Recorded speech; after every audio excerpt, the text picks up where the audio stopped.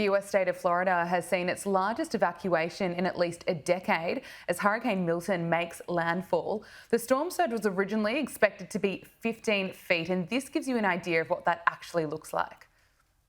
Imagine 6 feet of storm surge. Now this completely floods out the first floors of homes and businesses, and the only way to escape that is to move to the higher floor of a building. Now, unfortunately, there are going to be places that get more than 6 feet of storm surge flooding.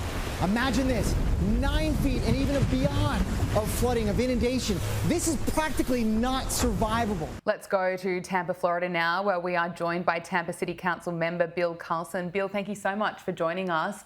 As we understand, Hurricane Milton has just made landfall. How are you and people in the area doing? People are hunkered down right now. We ended the time to evacuate half a day ago now. So people are either in their houses, they're in shelters, or they've evacuated. You know, millions of people evacuated the state, and they are hopefully on safe ground.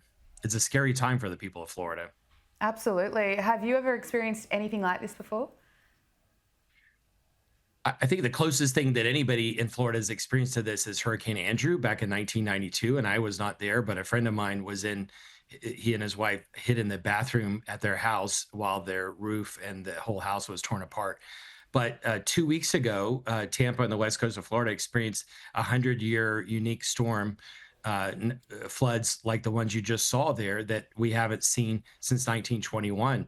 No one in our part of Florida had ever seen storm surges like that before. We had high winds and high rains, which is what we're getting right now, but nobody had ever seen that before. So in the next few hours, as this eye is hitting the west coast, it's hitting around the Bradenton area, just north of Sarasota, just south of Tampa and St. Pete.